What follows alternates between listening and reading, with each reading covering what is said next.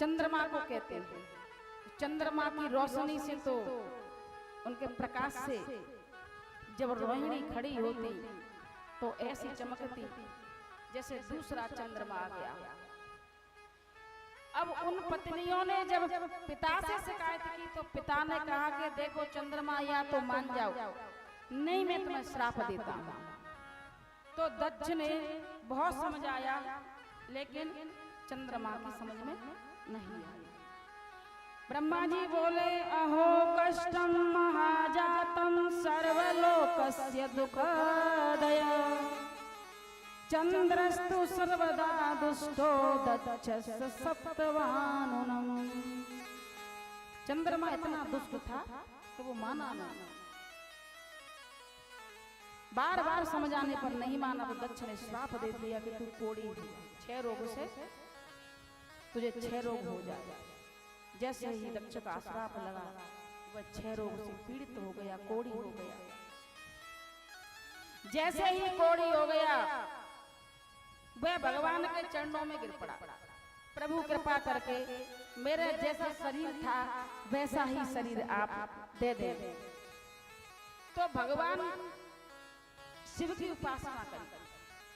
भगवान शिव की उपासना कई वर्षों तक करी तो भगवान शिव ने कहा तत्कुंडम तैश्च तत्रैव सर्वदेवे प्रतिष्ठितम शिवेन ब्रह्मणा तत्र हविभक्तम तु तत्कुंडम।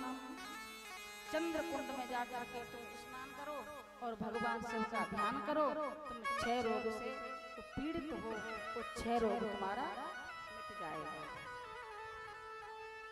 तो शिवलिंग पर जब जल चढ़ाते हैं तो जल चढ़ाते समय सोमनाथ का ध्यान करते हुए जिसके भी सफेद दाग आते हैं या चर्म रोग होता है या क्षय रोग होता है तो उस जल को सोमनाथ का नाम लेकर के लगाने से वह दाग मिट जाता है। कुष्ठ जो बीमारियां होती हैं उन बीमारियों से छुटकारा मिल जाता है। तो जब चंद्रमा ने भगवान की उपासना करी तो इसमें बता गया कि सभी पापों से मुक्त होने वाला कुंड में 6 मास तक निरंतर स्नान करे तो वो कुष्ठ रोगों से सही हो जाता है। यह कुंड क्या है? चंद्र कुंड।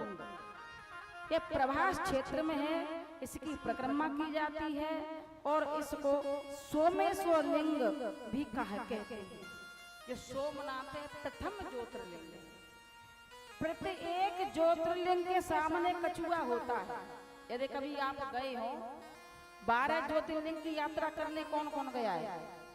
आपने कछुआ देखा? इसका महत्व क्या है? 12 ज्योतिर्लिंग जितनी भी हैं ज्योतिर्लिंग उनके सामने नंदी तो होता ही है, एक कछुआ भी होता है। कछुए का प्रतीक है कि जिस प्रकार कछुआ अपने कष्ट आने पर अपने हाथों को अपने मुख को चमड़ी में समेट लेता है, वैसे ही हे भगवान हमें भी अपनी छत्र छाया में ले लेना। मनुष्य को अहंकार, मद, लोभ और काम, जो हाथ हैं, पैर हैं और मुख है, ये उसका प्रतीक है। इस पर संयम रखना चाहिए। जो कछुआ की तरह मनुष्य संयम रख ले तो उसे भगवा पहनने की आवश्यकता नहीं है, वो भी एक संत है। कछुआ हजारों वर्ष तक जीता है, उसे न खाने को मटर पनीर मिलता है और न घी मिलता है। कछुआ की ऐसी प्रवृत्ति बनाई भगवान ने कि मनुष्य को इसका प्रतीक दिखाई दे कि जब कष्ट आते हैं तो कैसे उन कष्टों से अपने समाधान करें, भगवान से प्रार्थना करें। हे भोलेनाथ, यदि हमारे जीवन में, हमारे परिवार में, हमारे बच्चों पर, हमारे संतान पर कोई कष्ट आए तो हे बाबा उन कष्टों को आप देना। वो कष्ट हमारे आंगन में आए नहीं। हम तो छोटे से दास हैं, मनुष्य हैं, अज्ञानी हैं, अनजाने हैं, हमें कोई ज्ञान नहीं है। यह कह करके भगवान से प्रार्थना करनी चाहिए। कुछ कुछ लोग तीर्थ यात्रा करते हैं, खूब भगवान का भजन करते हैं, और लड़ने पे आ जाए तो छोटी छोटी बात पर लड़ते हैं, तो वो उनकी पूजा नहीं है।